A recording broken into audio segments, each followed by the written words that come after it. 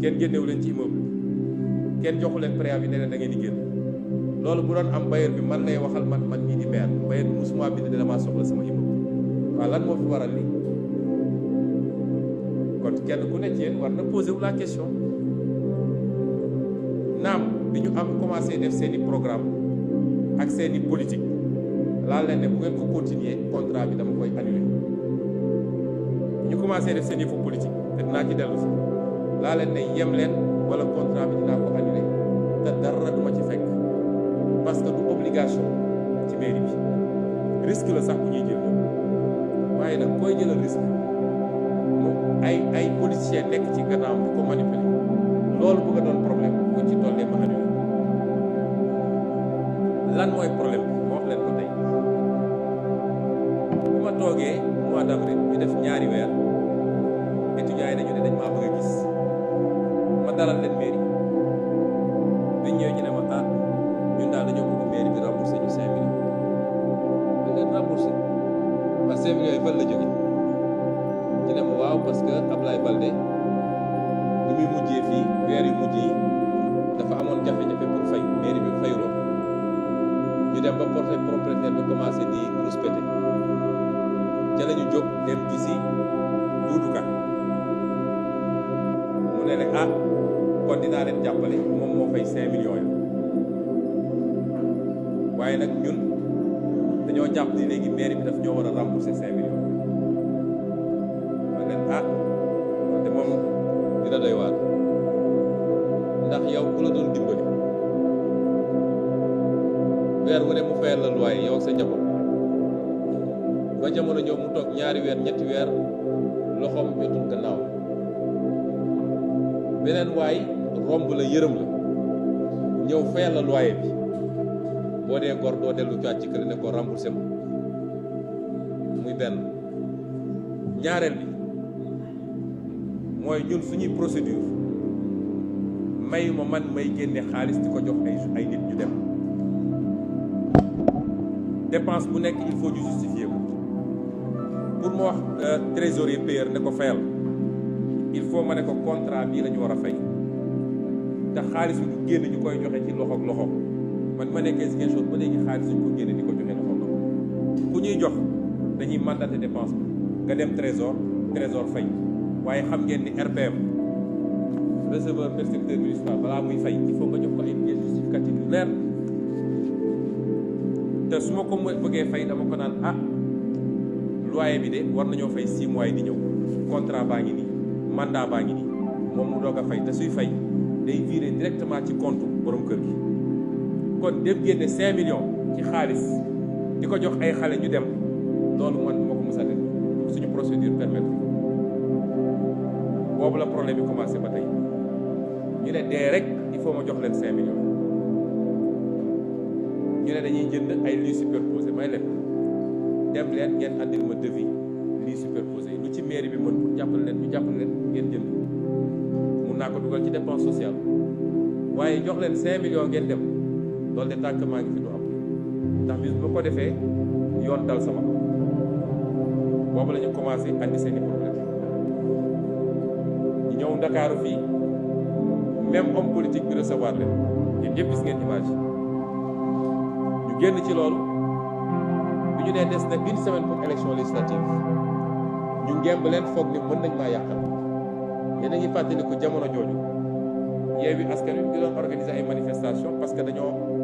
dàqoon suñu liste titulaire ñu ne ñu duñ fi manifester dóor ñu fii ay lacrymogène ba rey fi ñaari nit kenn ki Ziguinchor kenn ki Bignona pourtant jamono jooju lañ leen ubbil ñoom fii buntu université ñu ne dañuy manifester fii ci rond-point université bi nga xam ni nguur gi moo nekk seen gannaaw foogoon ni loolu mun na impacter ci Ziguinchor waa Ziguinchor ne ah kii de est-ce que war nañ koo wote waaye bi résultat yi ñooy gis ngeen mbir mi continuer noonu ñu continuer di réclamer mbir bi ñu ne dañu war a rencontrer samay conseil ne ma ah xale yi dañu ngi Ziguinchor dañu bëgg ñu rencontrer may ne bu may ne recevoir bu ñu demee conseil dañ leen ne tooñ ngeen yéen a ngi tooñ te xam ngeen ni maire du ku ñuy xoppatal du ku ñuy wañ loxoom bañul continuer mbir mi mais il faut ngeen présenter seen excuse ba pare waxu 5 millions yi ngeen teg ko fële li wane ni bañuñu continuer affaire bi mooy la bi ñu toogee léegi lu ñu waroon fay ci waaye bi yëpp fay nañ ko tey bailleur du leen ne amel nañ ko xaalis wala arrière kon deltu leen gannaaw ngeen jéggalu da ngeen bàyyi waxu 5 millions yi parce que maire bi ko mës a fay ñu ne d'accord ñu ngi dem bind lettre excuse ñu dem bind benn lettre boo xam ne menacé ci lu ne ñu wax ko ci ne su ngeen ñu joxul nag di ngeen xam ni ñun am na lu ñu mën ñu ne d'accord dox leen loolu mooy principal problème manipulation politique bi ci nekk nag li koy firndeel ñaar ba ñett la bi ci njëkk mooy gis nga étudiants yi fa nekk yëpp matuñu juróom fukk matuñu 50 waaye état bi moo leen di encadré démb bi ñu demee ne dañuy génne lycée ba ñu ngi fekk benn camion policier ci buntu lycée ba fekk policier yi toog ci seen kaw camion bougé wuñu fa ñoo leen bàyyi ñu dem ne dañuy génne waa lycée bi jógee foofu doxaat 3 kilomètres ci beneen école bu nekk suku papa yi génne waa xale yooyu nekk foofu ne dañuy dem def concert de casserole dëkk ci buntu mairie bi romb préfecture romb fépp moo ne gannaaw barki démb préfet dafa woo Bassirou Koli nga xam ne kenn sama conseil la ne xale yi wax naa leen bu ñu génnee ñoom ñëpp ma defeere leen parce que du ñu nangu trouble à l'ordre public waaye ñëw nañ ma gis nee nañu dañoo bëgg médiation préfet moomu démb mi ngi woon Ziguinchor ñaata nit ñoo génn dañuy manifester foofu ñu dóor leen baru fetal li ci mujjee mooy Abdallah Diatta bi ñu rey Bignona ci mois de juin bi passé ak nu mu tudd Goudiaby Idrissa Goudiaby mi nga xam ne moom it biir Ziguinchor lañ ko dóoree bal ci ay manifestation naka la lu mat juróom fukki nit ñëw Ziguinchor mën a teg la ñetti fan di doxantu biir Ziguinchor naan dañuy taal ay pënd dañuy génn ay nit police ngi fi gendarmerie ngi fi préfet ngi toog bureau ñu leen di seetaan ñu def ñoom sax ñoo leen di encadré te li gën a garaaw mooy ñun yëg nañ ni jël nañu ay nit infiltré leen ay militants ak ay nervi ay milices yoo xam ne ñun ñëpp xam nañ ci kan lañu bokk Ziguinchor rek ngay gis homme politique bu ñëw jël téléphone am di woo commandant di ko jox ay ordre homme politique pouvoir Ziguinchor rek ngay gis homme politique andi ay milices ñu yor ay grenades lacrymogènes ay milices naa wax de privé ñu yor ay grenades lacrymogènes di ko dóor nit Ziguinchor rek la am na ñun ci dugal ñooñu ñoo fomenté seen tour ba jiital xale yi ñu naan dañuy dem lakk kër yaayu Ousmane Sonko Sénégal yëpp dégg nañ ne nañ dañuy dem taal sama kër yaay dañuy dem taal sama kër man te doo dégg préfet yëngu gouverneur du wax commissaire de police du wax commandant de brigade du wax ñoom daal sax ñoo leen di encadré ñu dem def li ñuy def demaat toog jàpp seen ñam li Macky Sall di waajal ci Ziguinchor 2019 ba léegi mi ngi ci bu ngeen gisee man su may dem Ziguinchor ci laay gën a yokk sama sécurité parce que projet attentat yeeg projet def lu bon Ousmane Sonko yëpp physiquement ñoo ngi koy dëxëñ Ziguinchor bu ko defee ñu ne ci ay mbokkam la ñoom ak ñoom la lii moo ragal loon Sénégalais yu bëri ba tax li ñuy wax élection locale ñu bëri dañ maa ñaanoon ne ma bul dugg ci affaire mairie nañu préparer 2024 waaye ku bëgg sa réew da ngay bëgg sa dëkk mënoo bëgg Sénégal te yow fa nga soxe ko doo ko bëgg ma jàpp ni nag dafa am mission bu ñu waroon dox Ziguinchor te loolu waa Ziguinchor yëpp a ngi koy gis bis bu ne ngeen gis reportage yi Ziguinchor ci diir bu gàtt liggéey nañ fa loo xam ne àdduna yëpp gis na ko te commencé guñu sax liggéey bi ñuy liggéey Ziguinchor lan mooy nag seen objectif ñoom moo tax ma ne Sénégal yëpp laay waxal rawatina ndaw ñi ñoom xam nañ ni ndaw ñi seen xol téeméeri ndaw yoo jël juróom-ñett fukk yi boo ubbi woon seen xol léegi Ousmane Sonko nga fay fekk. ñu ne kon il faut ñu fexe ba créer problème entre Ousmane ak ndaw ñi ba ndaw ñi commencé ne ah kii daal moom affaire am leerul kii de mi ngi métital ay ndaw comme ñun rawatina nag yéen étudiants yi may waxal waaye xam naa ni kenn mënu leen manipuler yow étudiant bi nekk Assane Seck Ziguinchor saa yoo buggee manifester buntu université sax duñ la bàyyi nga génn nañ la dóor lacrymogène jàpp ñu bëri jeex ci yéen dem tëji yow étudiant bi nekk université Dakar wala université Saint-Louis wala feneen boo génnee di ñaxtu parce que fay ñu la sa bourse te muy loo xam ne obligation la sa droit la wala ngay génn ñaxtu parce que njàng mi doy na waar wala leneen ñu duma la tëj la kaso kii nga xam ne dañ ko doon dimbale kese du obligation gis nga tey ni ñu ko yombalee ba mu ne mi ngi dem manifester ngeen war a xam ni politique la amul benn rapport ci cofeel gi nga xam ne am nañ ko ci yéen kuy ndaw ci réew mi ngay étudiant ngay marchand ambulant ngay transporteur ngay ouvrier ak bu mu munti doon ak loo munti doon sportif yow xam nga ban yéene lañu am ci yow xam nga ni li ñuy sonn ak li tax ñiy daj la ñuy daj ndaw ñi yéen a tax waaye ñun du suñu bopp kon man xam naa ni kenn mënu ma leen féewale nag yéen li tax ñu bëgg leen jaxaseeg ñun nag mooy li ñuy dëgmal parce que ñëpp xam nañ ni réew mi fi ko Macky Sall bëgg a jëme kenn du ko nag ñu ne nag comme ndaw ñi bu xeex jotee ñooy jóg xeex bu bañ jotee ñooy jóg bañ dañu fexe ba yàq seen diggante ak Ousmane Sonko loolu mooy manœuvre bi ñuy def nii moo wax leen ni lii amul benn rapport ak ndaw ñi te it bëri na ñoo xam ne ñu ngi may woo naan ma bul def bras de fer ak ñoom ñeeg nii gis nga Sénégal ba bokk na ci lu ko yàq mooy maslaha bu ëpp ñun dañoo déglanteeg yéen ni dañoo ñëw pour soppi réew mi soppi réew mi nag mooy su la yàlla jiitale na nga naxante na nga oyof na nga waxtaan na nga ñeewantal waaye bu décision jotee ci loo xam ne leer na lii luy defar la da nga am courage bi nga war a am nga jël décision moo tax lii mënuñ cee topp ñii li ñu bëgg a def yéen ndaw ñi ñu bëgg a boole ñun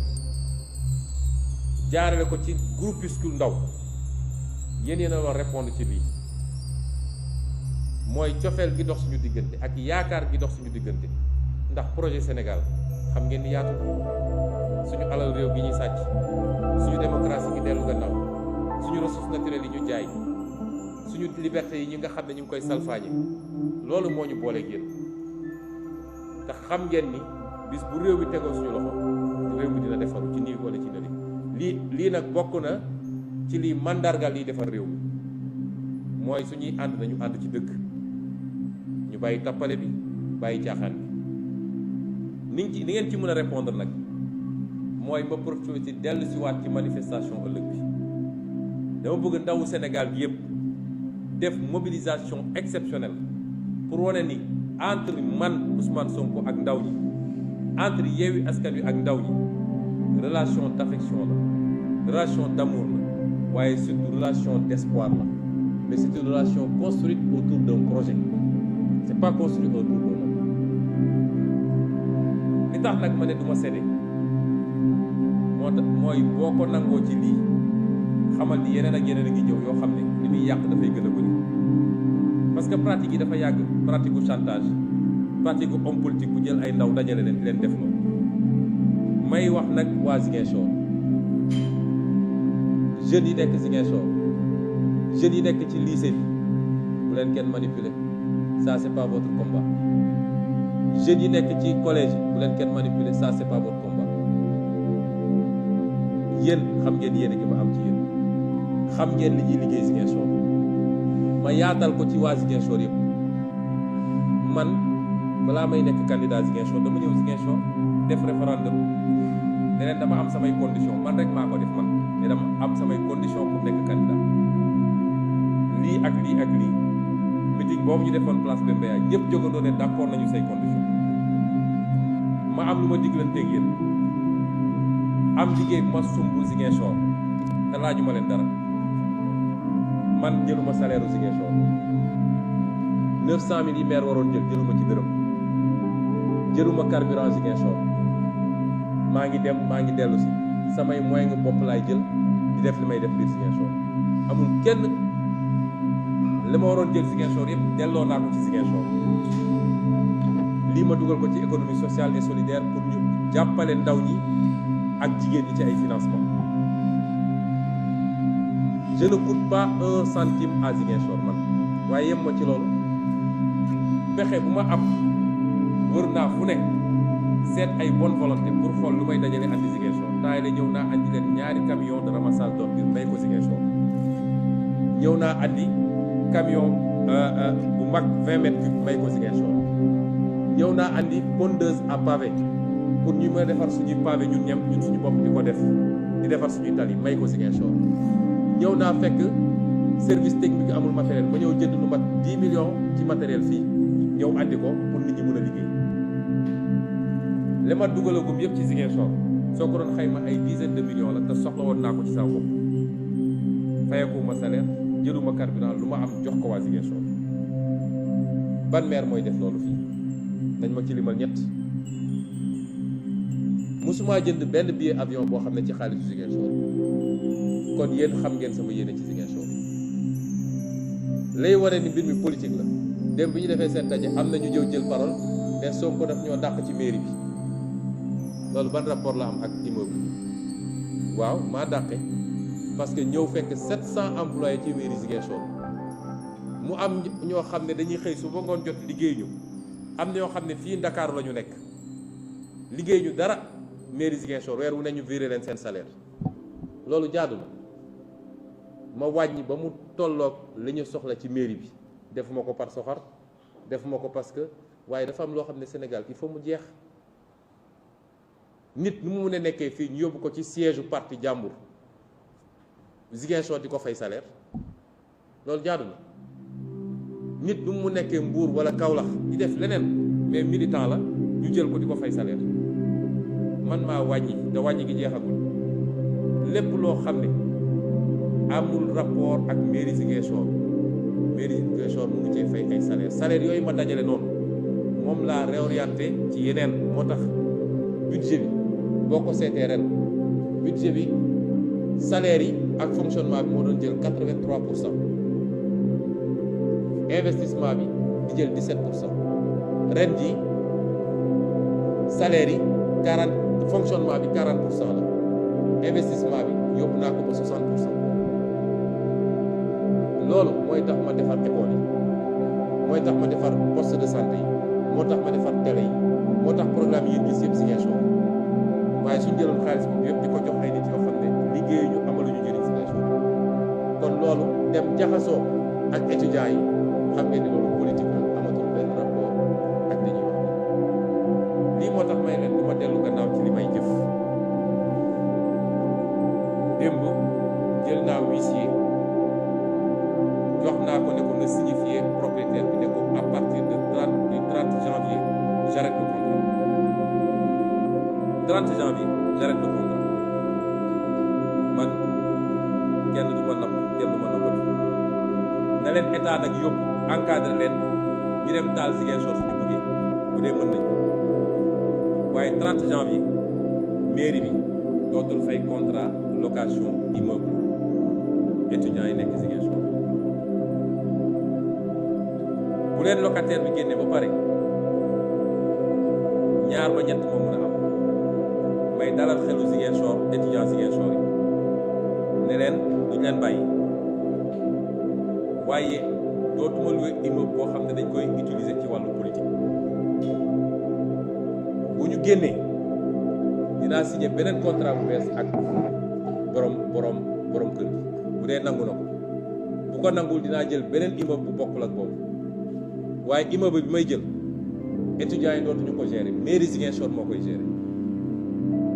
dinaa fa teg un gérant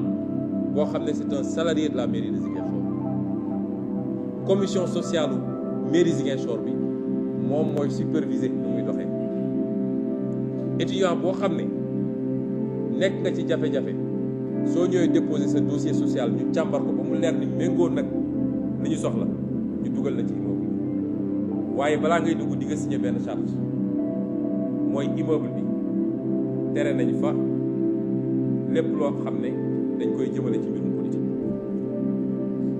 Immeuble bi kenn du ko utiliser pour def des combats politiques da nga koy signé bis boo violé loolu ñu génn la ci immeuble mais dootuñu jël immeuble di ko jox ay étudiants yoo xam ne dañoo am fu ñu bokk bis bu maire bi changé ñu andi fi ay coow yoo xam ne jarul loolu dama ko nangu du Dakar du Ziguinchor du Dakar du Saint-Louis du Bambey du Thiès gi ñuy waaj a defal loolu dootuma ko nangul kenn. bi ma ñëwee Ziguinchor dama wax Ziguinchor nii man mairie bi du ma fi politique moo tax du ma recevoir audience politique à la mairie. Je suis le maire de tous les Ziguinchorois sans distinction nanguwuma boole liggéey ak politique politique bu jotee ku nekk xam nga nooy tojee sa bopp janax homme politique yi nekk ci gannaaw ñi bu ñu demoon élection 200 fois à Ziguinchor mu duma leen 200 fois te du ma leen dumee ay 51% de ñoom xam nañ te du ma utiliser du ma manipuler ay étudiants ay jeunes pour gagner leen bu liggéey jotee j'ai une fonction administrative à Ziguinchor en tant que maire seetuma ci kii wala kële personnel boobu ñu ne wàññi nañ bi ñuy wàññi man dama ne rek adjoint bi nga xam ne mooy gérer le personnel dama ko ne defal enquête ba ñu xam ñan la ñu soxla ak ñan la ñu soxla xaw ma ci ku bokk ban parti politique mais am na ci ñoo xam ne wàññi nañ leen maag ñoom ñoo màggandoo même quartier maag ñoom ñoo màggandoo même quartier bi ma seen i mbokk woo ne ma yow nag lii noo ko mën a defee kii néeg néeg man leen man xam woon sax nii moom mi ngi ci mairie bi seetuma ci ku ma bokkal wala ku ma jege dama ne def leen un travail objectif bu ma toogee ci mairie bi mën nañu ñëw ne ma diw ak diw ak diw foo ko dàqaleen ndax ñii ci cercle restreint bu Ablaye Baldé la ñu bokk ci ICS man leen déedéet état c'est la continuité tant que ñi ngi def seen liggéey ni ñu ko war a defee am nañu droit nag am seen politique bu ñu génnee ci biti ICS sañu bokk APR lañu bokk sama yoon new ci mais fii suñu nekkee ci biir mairie bi c'est des agents ils n'ont qu'à faire leur travail correctement man amul problème ak ñoom man lii mooy sama gis-gis moo tax dafa am yoo xam ne dama ko nangu huissier bi wax naa ko tey woo naa borom kër gi ñëw na fii yéegal naa ko na ko signifier ni fin janvier je ne paye plus le loyer et on va reprendre en main cet immeuble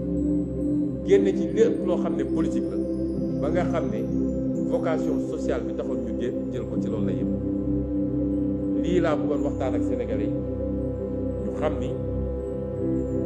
mbirum politique la te liñ ciy jublu mooy dégg naa sax ñenn naan commerçant yi dañuy def concert casserole sax bi ma jokkee ak commerçant yi ñu ne ñun de ñëw nañ yéen nañu ko yëgal waaye mun nañu manipuler ñeneen ak ñeneen bi ma ñëwee nii Ziguinchor dama sumb liggéey acteurs yëpp ma woo leen ne leen am na loo xam ne mënatul wéy am na loo xam ne kuy liggéey di nga fay dara xam nga lan la ñuy fayeeku ñenn ñi 100 francs par jour muy 3000 francs à la fin du mois xale yi dawal Jakarta 100 francs lañ leen fayeeku par jour lu mu tuuti lañu versé ñoom 3000 francs par mois xanaa kay kon benn jour lañ leen laaj tailleur yeeg ñoom seen ñu laaj leen ko ñoom ñëpp receveur bi woo leen waxtaan ak ñoom ñu ne d'accord nañu fay boobu ba léegi ñi ngi fay waaye am na ay benn yoo xam ne dinañ ñoom d'accord ñu mais est-ce que jaar na nga nekk ci réew di liggéey bis bu ne nga ne tali bu baax laa bëgg bis bu ne nga ne poste de santé bu baax laa bëgg mais loolu fu muy jógee ci poche Ousmane Sonko déedéet kon liggéey bi ñu commencé dinañ ko wéyale te bu soobee yàlla Ziguinchor dina soppi ko ba àdduna yëpp xam ni soppi ko la parce que mission boobu lañ jox suñu bopp noonu lañ ko amee yéene ci Sénégal bu dee yàlla dénk nañu ko mooy liggéey rek te teg ko ci dëkk ndax lii ñu commencé Ziguinchor réew bu développé foofu la jaar jub ak jubal kenn ku ne xam ni sama loxo dafa war a dugg ci mbir mi pour mu baax waaye dërëm bu ne nga dellu ci citoyen yi bu ngeen mës a toog Ziguinchor ba dégg ni problème bi am na ci am na loo xam ne maa ngi koy waaj a def semaine bi mooy damay saisir justice. lan moo ko andi mooy ay njuuj njaaj yi nga xam ne gis nañ ni am na ci ay pàcc lu mel ni état civil bi yàgg naa ko wax bi ma toogee naa leen ne ay waxu randal xaalis bugguma ko fay dégg ay waxu ut ay circuit parallèle bugguma ko fay dégg bis ma ko déggee damay jël dossier bi jébbal ko justice même su dee 5000 francs la parce que ñun Sénégal il faut ñu jël habitude bi alalu mbooloo ba ko fa la tudd alalu mbooloo askan bi yëpp daje ñaq fay seen lémp ñaar wala ñetti nit ne maa ko gën a bëgg man loolu il faut mu jeex kon lii mooy suñu taxawaay Ziguinchor te lépp ñu def ko ak xol yaa may wax nag ni ak bu ñu mën a sumb ñoom lii pexe Macky Sall ak ñi mu àndal mooy fexe ba ay affrontement am Ziguinchor diggante waa Ziguinchor ndax ku xam Ziguinchor xam ni maa fa ëpp ci ndaw ñi foofu Ziguinchor dama fa am ci ndaw kenn amul 1/10 bi te tey su ma libéré woon suñuy ndaw njaaxu mun na am barki de bi waxee ñoom dafa leen ne bu leen fa bouger bu leen fa jege fii rek nag dépassé wuñu limite bi buñ ñëwoon tey ne dañuy dal ci mairie bi police taxaw di seetaan réglé leen cas bi buñ ne dañuy attaqué kër jàmbur réglé leen cas bi waaye lu weesu loolu mbedd bi moom mbedd buur la bu dee préfet yoonam newu ci gouverneur yoonam newu ci yéen seen yoon bu mu ci nekk école bi école buur la bu dee bëgg mën nañu déloger lycée yëpp ne jàng du am nañu def année blanche Ziguinchor ñu xool ndax Sénégal day taxaw wala day wëy ak ñu xool ndax man dina ma delluloo gannaaw du ma ci dellu lu toll ni tarfataay lii laa bëggoon waxtaan ak yéen ñu ngi leen di gërëm di leen sant asalaamaaleykum. Je vais faire un petit résumé en français puisqu'on